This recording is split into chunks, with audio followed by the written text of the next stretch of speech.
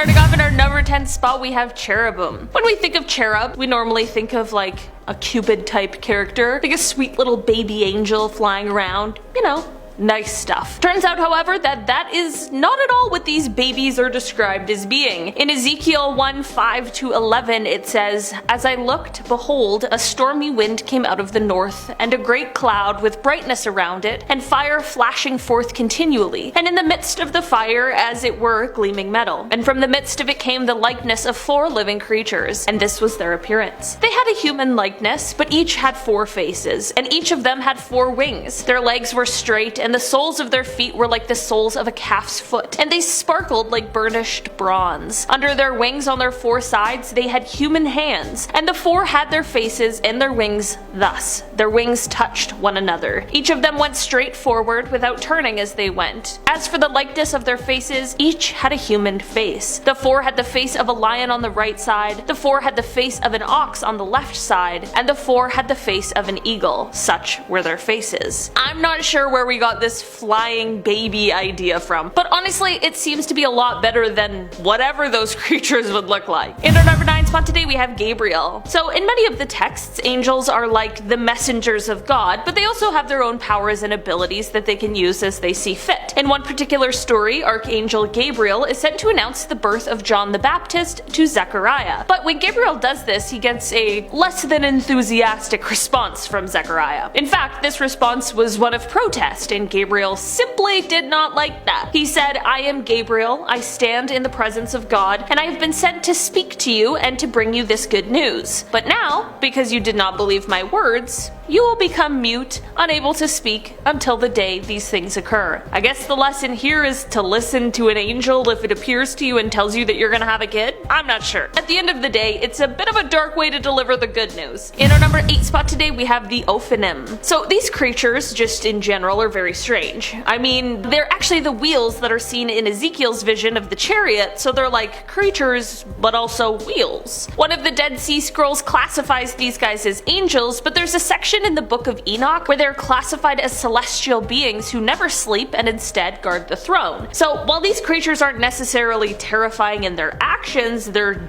definitely creepy as heck in their appearance. They are called the many-eyed ones for a reason. It is said that these wheels have 4 faces and way too many eyes. Imagine having to ride in the chariot.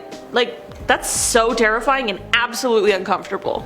No thank you. In our number 7 spot today we have Raphael. Raphael is one of the true archangels and is the 4th of the oldest of the 5. He is a powerful healer, a guardian angel, and a great fighter, so you might be wondering why he landed a spot on today's list. Well, there's just one story in particular that I really wanted to talk about, and that story comes from the Book of Enoch. Raphael is in a battle with the demon Azazel. Raphael is able to defeat the demon, but decides to subject him to a fate worse than death. The story writes, quote, "Bind Azazel hand and foot, and cast him into the darkness, and make an opening in the desert which is in Duodel, and cast him therein, and place upon him rough and jagged rocks, and cover him with darkness, and let him abide there forever, and cover his face that he may not see light. And on the day of the great judgment he shall be cast into the fire." If that wasn't clear enough, Raphael tied this demon up, buried him alive in a hole full of rocks in the middle of the desert, where he just now gets to wait until he can be thrown into a fire and burned alive. In our number 6 spot today we have the Angel of Death. Within the Hebrew Bible there are many stories where the Lord sent his Angel of Death to wipe out any enemies of the Israelites. I mean, one of these stories is the one that is behind what we now know as Passover, and while that is the most famous example, there is apparently a larger one that took place. In 701 BC, it is said that this angel was able to save Jerusalem from an invasion by Sennacherib's army, but it was not without the loss of life, of course. If unfamiliar, Sennacherib, whose name means sin has replaced the brothers, was the king of the Neo-Assyrian Empire from 705 BC until 681 BC. In the end, it is said that in order to save Jerusalem from the invasion, the Angel of Death was responsible for wiping out 185,000 men completely in just one night. In our number 5 spot today we have Abizthabu. This fallen angel is described in the Testament of Solomon, which I know is not really regarded in the canon of the scripture, but I had to include him. He is said to be one of the angels that followed Beelzebub Beelzebub upon his fall from heaven. He is the sin of pride and is known for his ability to lead people astray. He is most easily summoned in the month of July during the 5th hour of the night, so careful. After his fall from grace, he was left with only one red wing and was condemned to hell. He is said to have control over the imprisoned souls of Tartarus and plays a primary role in the demon world. He himself claims that he was once an angel in what is referred to as the first heaven, and after his fall he began to roam Egypt. During his time in Egypt, he met with Moses and the Israelites during the Exodus and opposed them. This is when he decided to harden the Pharaoh and his advisors' heart and convince them to pursue those who were fleeing. He went with the Egyptian army in pursuit of the Israelites, but the collapsing Red Sea crushed and drowned him, which left him imprisoned in a pillar of water. Despite being trapped, Beelzebub says that he will return for conquest. In our number 4 spot today, we have the Seraphim. These creatures are ones that appear in the book of Isaiah, and their name translates to burning ones. That's bad enough, but when you find out that they are flying serpents, things get even weirder and more unbelievable. These creatures, despite their terrifying appearance, are the highest ranking celestial being in the hierarchy of angels, so the good news is there are creatures on this list who are doing worse things, but the way these guys look, it's really just not what we think of when we think of angels. These flying, burning snakes don't just have one set of wings and instead have 6 wings sprouting from their backs. Only one set of wings is used to fly, while the others are for covering their faces and feet. They are said to just fly around telling God how great he is, while using their other wings to hide their faces and their feet because they feel as though they are unworthy of looking at God and they don't want him to see any of their imperfections. In our number 3 spot today, we have Uriel. There are stories and texts that say that fallen angels were mating with humans and creating this sort of race of giants. Personally, I think that sounds kind of cool, but according to the text, people did not like that at all, and that includes the archangel Uriel. He was not the only one who was against this, but he was only one of the 4 who spoke up about it and asked for some sort of divine intervention. Also, it's not like he felt anyone was innocent in this mix. Humans were looked on as being just as guilty as the angels, and ignorance was not an excuse. This is all what led to the great flood of the earth in order to rid the world of giants and quote-unquote cleanse the earth. The text says,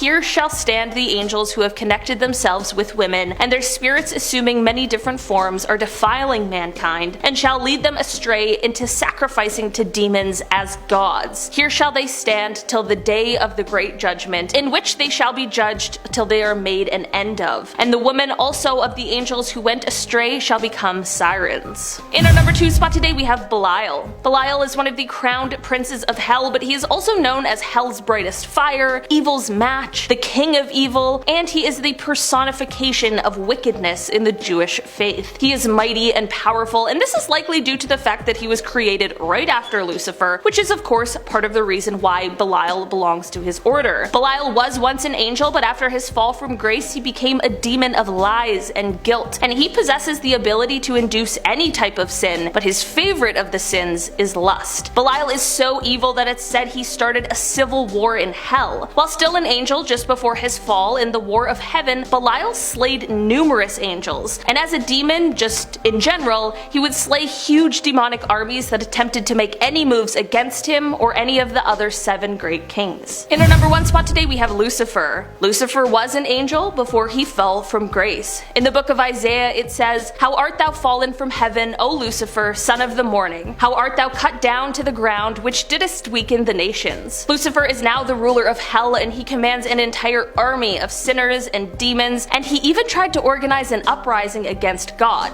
So, I think it's pretty clear exactly why he is a terrifying entity. He also uses his power to send terrible people to Earth in order to terrorize everyone, as well as to try and tempt non-sinners into the dark side. It is said that Lucifer also might just be the one who is responsible for the original sins that were seen in the Garden of Eden. Some believe that he is the snake who placed the temptation there.